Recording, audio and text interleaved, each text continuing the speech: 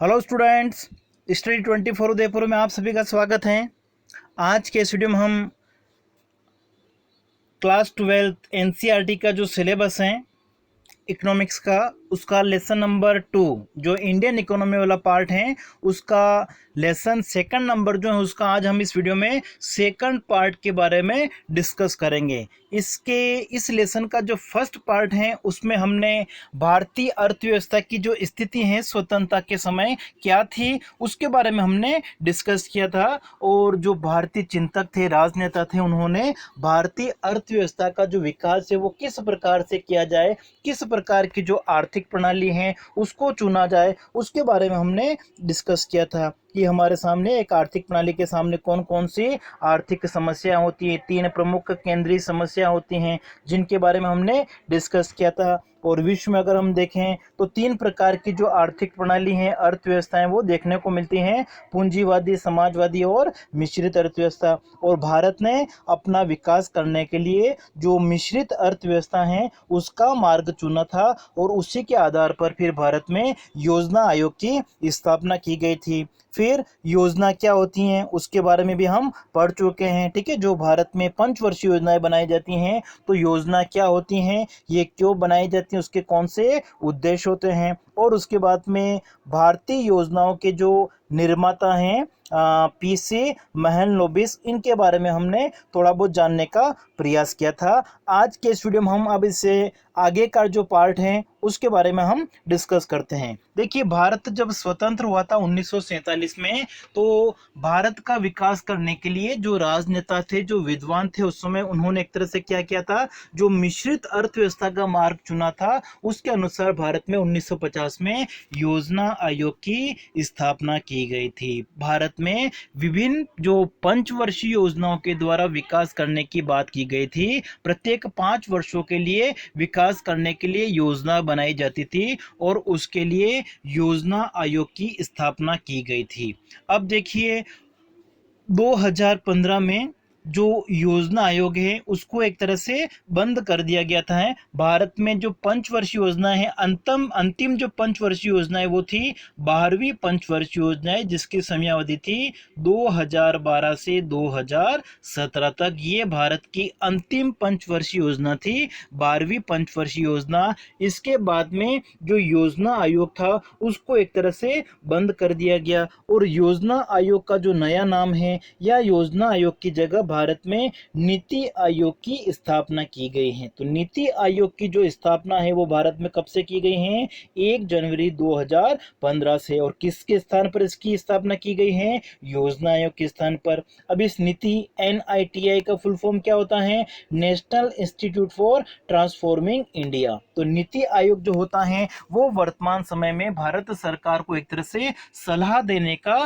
कार्य करता है कि उससे आगामी वर्षों में किस प्रकार से हमारे देश की जो विकास की गति है उसको बढ़ाना है। उसके लिए विभिन्न जो योजनाएं बनाई जा रही हैं, पहले योजना आयोग में केवल जो योजना बनाई जाती थी उसमें केंद्र सरकार का ही एक तरह से योगदान होता था, लेकिन वर्तमान समय में जब से नीति आयोग की स्थापना की गई है तो इन योजनाओं के निर्माण में केंद्र के साथ साथ में जो राज्य सरकारें हैं उनको भी एक तरह से महत्व दिया गया है। तो नीति आयोग की जो स्थापना है वो कब हुई थी? 1 जनवरी 2015 को। और इसकी स्थापना करने का जो उद्देश्य है वो क्या था? सरकार के थिंक टैंक के रूप में कार्य करना। मतलब सरकार को आर्थिक विकास का बढ़ावा देने के लिए समय समय पर एक तरह से सलाह देने का जो कार्य है, सरकार के द्वारा जो सतत विकास के लक्ष्य निर्धारित किए जाते हैं उन लक्ष्य को बढ़ावा देने के लिए, उन लक्ष्यों की प्राप्ति करने के लिए नीतियों का निर्माण करना, सहकारी संघवाद को बढ़ावा देना और नीति निर्धारण में विकेंद्रीकरण की जो भूमिका है, सभी राज्यों की जो भूमिका है वो एक तरह से सुनिश्चित करने की बात कही गई है। अब देखिए, आगे हम देखते हैं कि भारत ने अपना विकास करने के लिए जो पंचवर्षीय योजना का मार्ग चुना था। तो ये जो पंचवर्षीय योजनाएं हैं उनके कौन कौन से लक्ष्य हैं या कौन कौन से उद्देश्य जो हैं, भारत जब स्वतंत्र हुआ था उस समय यहाँ के जो लोग थे उनका जो जीवन स्तर है वो एक तरह से निम्न स्तर था। प्रति व्यक्ति आय जो थी वो भी एक तरह से बहुत ही कम थी। जैसे हमने पढ़ा था पिछले वीडियो में 230 रुपए, 1947-48 की जो प्रति व्यक्ति आय थी वो कितनी थी? 230 रुपए प्रति व्यक्ति थी। तो जो लोगों का रहन सहन का स्तर है वो भी एक तरह से क्या था? निम्न स्तर था, क्योंकि उनकी आय का स्तर निम्न था।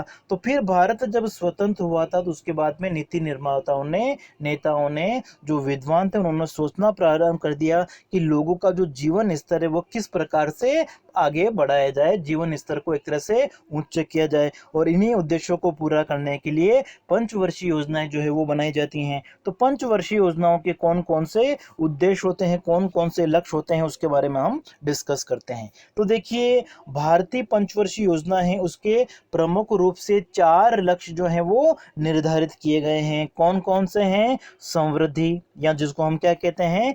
ग्रोथ। दूसरा है आधुनिकीकरण, मॉडर्नाइजेशन। तीसरा हमारा है आत्मनिर्भरता, और चौथा हमारा है समानता। तो पंचवर्षीय योजनाओं के ये 4 प्रमुख लक्ष्य जो हैं वो निर्धारित किए गए हैं। इनके बारे में हम एक एक करके डिस्कस करते हैं। तो सबसे पहले हम बात करते हैं ग्रोथ, समृद्धि, या समृद्धि को एक तरह से हम क्या कह सकते हैं? वृद्धि कह सकते हैं। एक वृद्धि का मतलब क्या होता है? किसी देश की जो उत्पादन क्षमता है, वस्तु एवं सेवाओं का उत्पादन करने की जो क्षमता है एक तरह से, उसमें वृद्धि करना, या उत्पादक पूंजी और सेवाओं की जो दक्षता होती है उसमें वृद्धि करने को एक तरह से क्या कहा जाता है? समृद्धि कहा जाता है। और समृद्धि किसी देश की हुई है या नहीं हुई है, उत्पादन क्षमता जो है वस्तुओं एवं सेवाओं की, वो बढ़ी है या नहीं बढ़ी है, उसका जो माप है वो किसके आधार पर किया जाता है? जीडीपी के आधार पर। उस देश का जो सकल घरेलू उत्पाद होता है उसके आधार पर समृद्धि को मापा जाता है। अब देखिए यहाँ पर इस जीडीपी का मतलब क्या है? ये हमारी जो मैक्रो इकोनॉमिक्स समष्टि अर्थशास्त्र है उसके उस बुक में हम इसके बारे में डिटेल में पढ़ेंगे। लेकिन यहाँ पर समझ लीजिए आप कि जीडीपी का जो मतलब होता है वो एक तरह से क्या होता है? हिंदी में इसको हम कहते हैं सकल घरेलू उत्पाद। एक वर्ष की अवधि में हमारे देश की जो भौगोलिक सीमा है, जैसे ये माना कि भारत है, इस भारत में एक वर्ष की अवधि में वस्तुओं एवं सेवाओं का जितना भी उत्पादन हुआ है उसका जो मौद्रिक मूल्य है उसको हम क्या कहते हैं? सकल घरेलू उत्पाद, जीडीपी। जैसे ये भारत की भौगोलिक सीमा है, इस भौगोलिक सीमा के अंदर जितना भी उत्पादन हुआ है एक वर्ष की अवधि में, किसका? वस्तु एवं सेवाओं का। अब देखिए, भारत की इस भौगोलिक सीमा में उत्पादन कौन करेंगे? एक तो भारतीय कर सकते हैं और दूसरा कोई विदेशी लोग या विदेशी कंपनियां हो सकती हैं। तो उत्पादन कौन कर रहा है? भारतीय कर रहे हैं या विदेशी लोग कर रहे हैं, इससे कोई मतलब नहीं होता है। सकल घरेलू उत्पाद का मतलब क्या है? बस हमारे देश की भौगोलिक सीमा में एक वर्ष की अवधि में कितनी वस्तु एवं सेवाओं का उत्पादन हुआ है, और उसको हम क्या करते हैं? मुद्रा के रूप में माप लेते हैं कि एक वर्ष की अवधि में इतना उत्पादन हुआ है, उसका मौद्रिक मूल्य इतना है। और जब देश की जो जीडीपी है उसमें वृद्धि होती है तो क्या कहा जाता है? समृद्धि को दर्शाता है। अगर हम कहें कि भारत की जो राष्ट्रीय आय है, सकल घरेलू उत्पाद है, अगर 2019 में, ठीक है, वो कितना था? माना कि 100 करोड़ रुपए था, और 2020 में ये बढ़कर कितना हो गया? माना कि 120 करोड़ हो गया है। तो जीडीपी में ये मौद्रिक रूप से जो वृद्धि हुई है, ठीक है, 2019 में मूल्य कितना था? माना कि 100 करोड़ रुपए, और 2020 में जीडीपी का जो मूल्य है वो बढ़कर कितना हो गया है?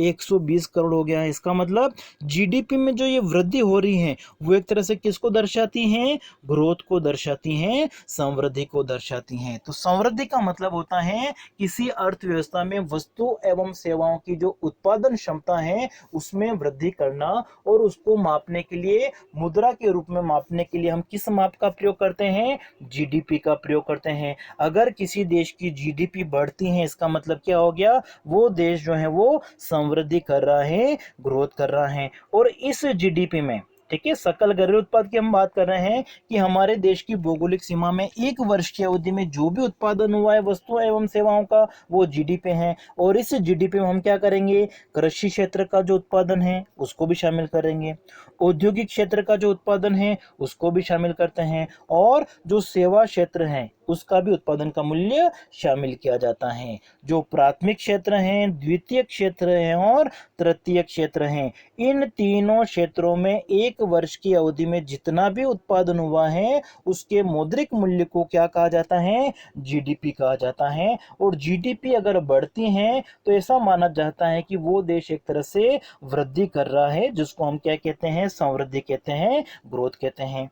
तो स्वतंत्रता के बाद में जब पंचवर्षीय योजनाएं बनाई गई थी तो पंचवर्षीय योजनाओं का जो प्रमुख लक्ष्य निर्धारित किया गया था वो क्या था, समृद्धि, ग्रोथ। क्योंकि उस समय स्वतंत्रता के समय हमारे जो प्रति व्यक्ति आय का स्तर था, जीडीपी का स्तर था, वो एक तरह से क्या था, बहुत ही निम्न था। और उसी कारण से लोगों का जो जीवन स्तर है वो निम्न था। तो लोगों का जीवन स्तर ऊंचा उठाने के लिए जीडीपी में वृद्धि होना आवश्यक थी। तो सबसे पहला जो लक्ष्य था वो क्या हो गया हमारा, समृद्धि, ग्रोथ।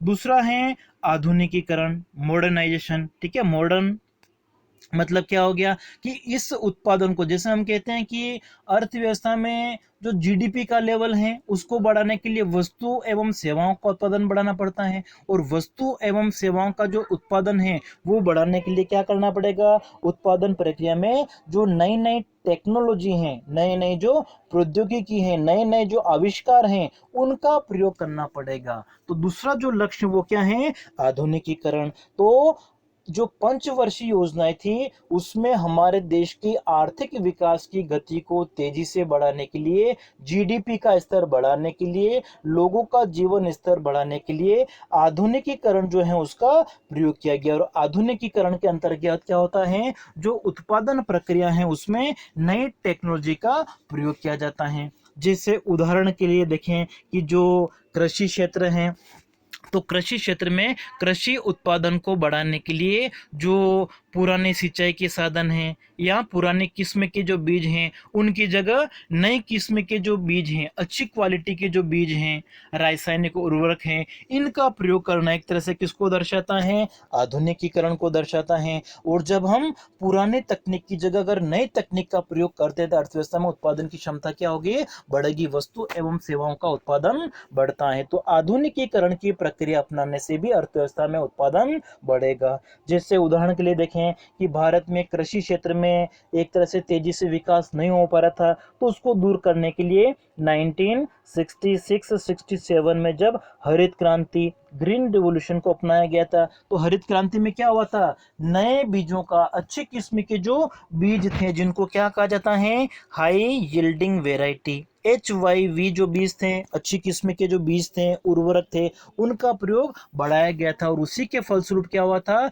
जो उत्पादन था, कृषि उत्पादन में तेजी से वृद्धि हुई थी। तो आधुनिकीकरण की प्रक्रिया से एक तरह से नई नई जो टेक्नोलॉजी है उसको अपनाया जाता है। तो कृषि क्षेत्र की हमने बात की। इसी तरीके से जो उद्योग धंधे हैं, जैसे पुराने समय में हम देखते हैं स्वतंत्रता के समय जैसे स्मॉल स्केल इंडस्ट्रीज थी, छोटे छोटे जो कुटीर उद्योग होते थे, लघु उद्योग होते थे, वो स्थापित हुए थे उसमें केवल, लेकिन उनका भी कोई ज्यादा विकास नहीं हो पाया था क्योंकि उनके लिए जो मशीनरी थी वो एक तरह से पुरानी थी, साथ ही साथ जो प्रति इकाई लागत आती थी वो बहुत अधिक होती थी। तो इस स्थिति में जो उद्योग धंधे हैं, कारखाने हैं, फैक्ट्रियां हैं, उनमें अगर हम नई मशीनों का प्रयोग करते हैं, जो आधुनिकतम तकनीक है उसका अगर प्रयोग करते हैं, जिससे क्या होता है, उत्पादन क्षमता बढ़ती है, प्रति इकाई लागत में कमी आती है। तो ये एक तरह से किसको दर्शाता है, आधुनिकीकरण को दर्शाता है।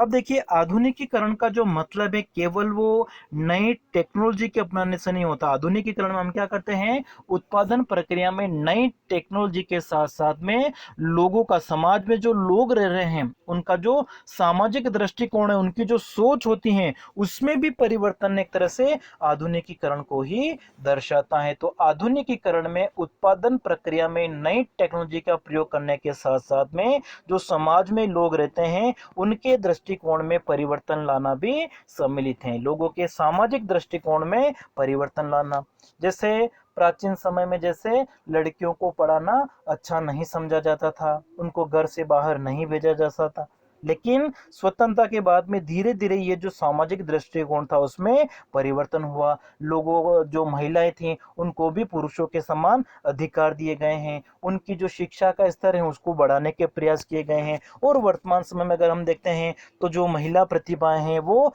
विभिन्न कार्यों में अपना योगदान देती हैं, उद्यमी के रूप में देखती हैं, या अपनी जो सेवाएं हैं वो बैंकों में, उद्योगों में, विद्यालयों में, इन सभी की जगह नारी का एक तरह से प्रयोग किया जाता है। महिला प्रतिभा का एक तरह से जो प्रयोग किया जाता है वो किसको दर्शाता है? सामाजिक दृष्टिकोण को दर्शाता है। और ये सब जो परिवर्तन है वो किस वजह से हुए हैं? भारत के द्वारा पंचवर्षीय योजनाओं का मार्ग अपनाने से। पंचवर्षीय योजनाओं का एक प्रमुख उद्देश्य रखा गया था आधुनिकीकरण।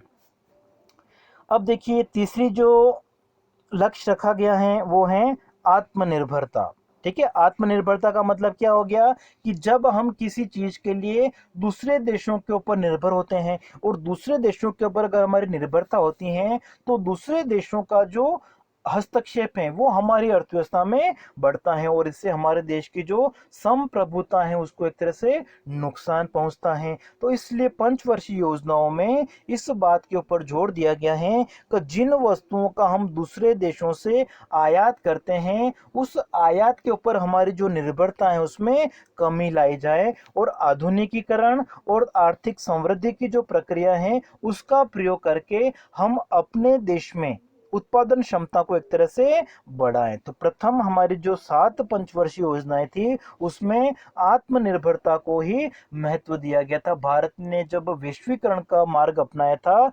1991 में, तो उससे पहले की अगर हम बात कर रहे हैं तो इन योजनाओं में सरकार ने एक तरह से आत्मनिर्भरता को ज्यादा जोर दिया गया था। विदेशी के ऊपर जो हमारी निर्भरता है वो एक तरह से कम रहे, विदेशों के ऊपर निर्भरता हमारी कम करने के प्रयास किए गए हैं। ये प्रयास किया गया था कि जिन चीजों को हम अपने भारत में उत्पादित कर सकते हैं, चाहे उनकी लागत ज्यादा भी हो तो उन्हें हम अपने देश में ही उत्पादित करें। ठीक है, विदेशों के ऊपर हमारी जो निर्भरता है वो एक तरह से कम हो जाए। और इसी के परिणाम स्वरूप जब भारत ने हरित क्रांति को अपनाया था 1966-67 में, तो हरित क्रांति अपनाने से उससे पहले अगर हम देखें हम खाद्यान्न अनाजों का विदेशों से आयात करते थे, लेकिन हरित क्रांति के बाद में या पंचवर्षीय योजनाओं में जो आत्मनिर्भरता का संदेश दिया गया था, आत्मनिर्भरता का जो लक्ष्य रखा गया था, उसी के फलस्वरूप हम खाद्यान्नों के उत्पादन में आत्मनिर्भर बन पाए हैं।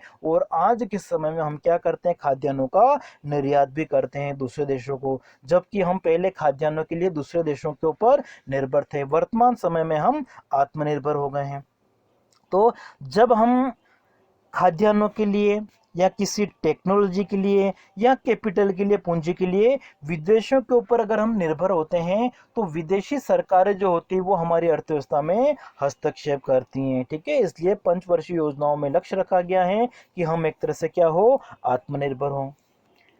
नेक्स्ट जो हमारा लक्ष्य रखा गया वो है समानता के बारे में।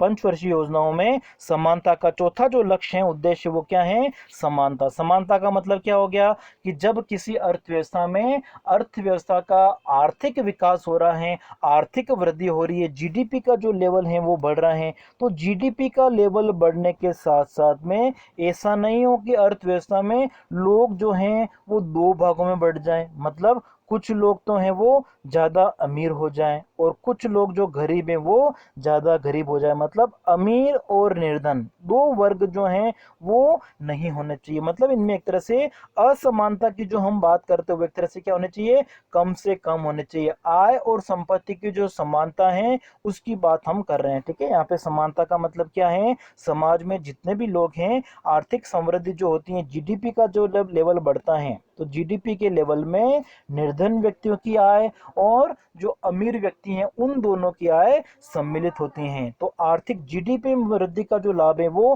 केवल अमीर लोगों को ही नहीं मिलना चाहिए। यह सुनिश्चित करना पड़ेगा कि जो निर्धन वर्ग हैं, समाज के जो गरीब वर्ग हैं, उनको भी जीडीपी में वृद्धि का लाभ मिले। और अगर ऐसा लाभ नहीं मिल पाता है तो इसको हम एक तरह से विकास नहीं कह सकते। तो विकास जो पंचवर्षीय योजना थी उसके माध्यम से भारत ने विकास का जो लक्ष्य रखा था उसमें समानता को भी महत्व दिया गया था। इसमें इस प्रकार की व्यवस्था की गई है कि समाज में सभी लोगों को भोजन, आवास, शिक्षा, स्वास्थ्य सेवाएं, ये जो मूलभूत आवश्यकताएं होती हैं, ये जो किसी व्यक्ति की एक जो बेसिक नीड हम कह सकते हैं, इन नीड को, इन आवश्यकताओं को वो पूरा कर सकें। ऐसा नहीं हो कि जो निर्धन व्यक्ति हैं वो इन मूलभूत आवश्यकताओं से वो वंचित रह जाएं। तो इस प्रकार के जो लक्ष्य हैं वो पंचवर्षीय योजनाओं में रखे गए हैं। तो आज के वीडियो में हम इतना ही पढ़ेंगे।